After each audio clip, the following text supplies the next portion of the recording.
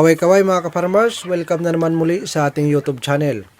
So, sa mga nagtatanong kung bakit magandang panimula ang pag-aalaga ng darag at kung ano yung mga pinapakain natin na mga organic na pwede natin pag-halo-haloin para makalibre tayo ng pagkain para sa ating mga alaga.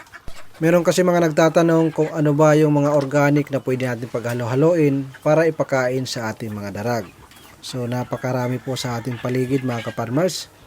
Nasa sa atin na lang yon kung tayo ay magdodoble sipag. So yung ating ipapakita ngayon, isa lang ito sa mga sample na makikita natin sa gilid-gilid. So ito po ay gagawin natin na fermented. So lalagay natin sa isang balding malinis at lalagyan natin ng brown sugar at yung Yakult. So pwede itong gamitin na 1 week to 3 weeks. So, mas maganda pag mas matagal, pag-aabot siya ng 3 weeks para ma-absorb ng mabuti yung sustansya ng ating pinaghalo-halong mga organic material. Pagkalagay ng ating brown sugar, kailangan haluin natin ng maayos. Kailangan matunaw lahat.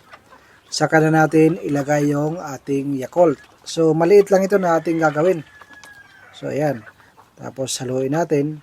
At pwede na natin ilagay yung ating mga sangkap. So, napakarami mga ka-farmers. Yung iba na problema kung ano ipapakain, kung ano yung pinapaghalo-halo. So, sinasabi ko sa inyo mga ka-farmers, lahat ng kinakain ng tao, kinakain ng baboy, kinakain ng kung anong hayop ay pwedeng ipakain sa darag mga ka-farmers. Depende po sa iyong gagawin. Pwede nyong haluan ng ipa o darak or pwede nyong haluan ng mga feeds mga ka-farmers. So itong ating gagawin natin ngayon ay talagang pure na mga organic, mga dahon-dahon at saka yung ubod ng saging mga ka-farmers. So kailangan haluin ng maayos at tatakpan natin yan ng tila bago takpan ng kung ano man or plastic or kung meron kayong pangtakip, merong takip yung balde na iyong ginamit.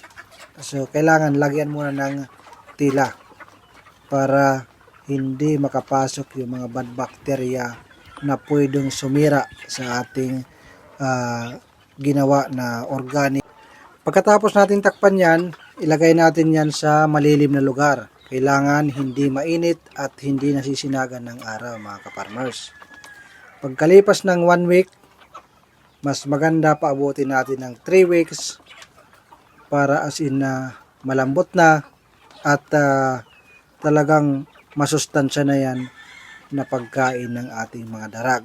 Pwede rin yan ipakain sa ating mga baboy at sa ating mga iba pang mga livestock na organic yung pagpapakain. So ayan yung ating ibang alaga mga ka-farmers. So hiwa-hiwalay yan mga ka-farmers yung ating kulungan. So sa mga nagtatanong dyan kung ano yung pwedeng ipakain, lahat ng kinakain ng ibon pwede natin ipakain sa ating mga daraga chicken mga ka-farmers. Kaya hindi po problema kung kayo'y mag-aalaga ng darag. Sa market naman mga ka-farmers, hindi problema ang market kasi nakikipagsabayan na rin ito sa mga heritage chicken. Kahit yung kanyang sisiw, yung 1 month niya is naglalaro yan sa 200 na. Yung pagka 3 months is nasa 300 na rin. Pero depende yan kung merong discount, pwede yan to 70 to 80 pag 3 months, mga ganyan. Depende rin yan sa mga nagbibenta.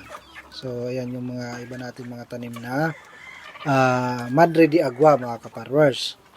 So mas marami kung marami tayong tanim habang maliit pa yung ating mga manok, mas marami kung nagtatanim tayo ng malunggay, Madre de Cacao, Madre de Agua, Azola na siyang pangunahing sangkap sa ating paggawa ng ating organic material na malaki ang matitipid natin kaysa umasa lang tayo sa commercial feeds. So ayan mga ka-farmers, binibigay ko ang tips na ito para sa mga walang masyadong budget. So pwede tayo 30% feeds, 30% commercial feeds at 70% organic sa pagpapakain. So Kaya napakagandang alagaan ng darag kasi hindi maarte ang manok na ito. Sa una nga mga ka-farmers, yung unang pag-aalaga nito, yung mga makaluma ay hinahayaan lang ito sa sa ating backyard na gumala at maghanap ng kanilang pagkain. Kasi ang manok na ito ay napakasipag maghanap ng sarili nilang pagkain. Hindi katulad ng mga heritage ngayon na parang tamad silang maghanap. Hindi katulad nila na napakasipag nilang maghanap ng kanilang mga pagkain. At alam niyo mga ka-farmers, kaya napakaganda itong panimula sa negosyo at napakagandang alagaan kasi bibihira na lang ang nag-aalaga ng darag native chicken. Napaka-in-demand ito sa market ngayon. Talagang sumikat na naman ito. At alam naman natin na pag sinabi na darag native chicken ay talagang panalo ang lasa. Wala talagang sinabi ang mga 45 days na manok, yung mga heritage. Mas panalo pa rin yung sariling atin na native chicken. At meron tayo mga ka-farmers nagtatanong kung itong mga manok natin na ito ay kailangan ng bakuna. Ay siyempre mga ka-farmers, kailangan po ito ng complete vaccine para malayo sila sa mga sakit. Kasi mahirap yan, lalo na pag marami ang iyong alaga. Kailangan complete vaccine po tayo para maiwas po sa sakit yung ating alaga. Kasi pag nadaanan po yan ng sakit, naku, nasayang naman. At ito pa rin yung example ng ating mga organic na pinapakain. Kung kilala nyo ito mga ka-farmers, ayan. Alam nyo ba mga ka-farmers na napakasustansya niyan kahit sa tao. Ito po ay saluyot. Kung hindi po kayo pamilyar sa dahon na ito, ito ay masarap itong gulay mga ka-farmers. Saluyot po yan. So kasama yan sa top 5 na masustansya sa mga gulay. Alam nyo ba yung top 5 mga ka-farmers? Malunggay, talbos ng kamote, talbos ng sili, saluyot, hindi ko alam yung isa. Basta 5 yan, meron tinatawag na top 5 masustansyang gulay. Yan yung aking mga naaalala lang. So, since napakarami na yung ating saluyot, hindi na kayang kainin ng tao, ayan, papakain natin sa ating mga alagang manok. So, if i-ferment lang natin yan, pwede natin haluan ng darak, pwede natin haluan ng feeds mga ka-farmers. Diskarte lang mga ka-farmers para tayo ay makatipid. At syempre mga ka-farmers, sinasabi ko sa inyo, pag malaki ang tipid natin sa pagpapakain ng ating alaga, siguradong kikita tayo. Kasi kadalasan talagang problema sa mga farmers, sa mga nag-aalaga, especially dyan sa mga kapos, is yung pagpapakain talaga. Actually mga ka-farmers, sa pag-aalaga ng livestock, nadepende po yan sa ating mga diskarte. May mga livestock, may mga manok na pwede natin alagaan na hindi tayo kailangang gumastos ng mahal, na nasa paligid lang natin yung pwede natin ipakain, kaso nga lang ayaw natin ma-explore.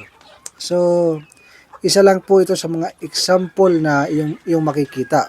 So, sana yung videos na ito, sana ay magustuhan nyo at magkaroon kayo ng munting idea. So, ayan na yung mga ka-farmers, may halong darak ay bibigay yan sa ating mga alagang manok. So, ang lakas nilang kumain mga ka-farmers. So, napakalaking tipid sa ganyang paraan ay mas malaking tipid, mas malaki ang ating pwedeng kitain mga ka-farmers. Ganyan lang po ang diskarte sa pag-aalaga. So ayan mga ka-farmers, ito po ay more than 2 months na ang ating mga darag na ito mga ka-farmers. So ayan, lalaki na.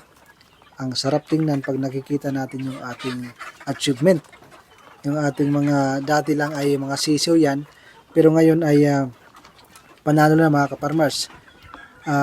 Ilang months na lang ay mangingitlog na yan. Kunting days na lang at sila yung ating mga breeding. So, kailangan natin maglagay ng incubator. So, ayan lang mga ka-farmers. Sana ay nagkaroon kayo ng idea.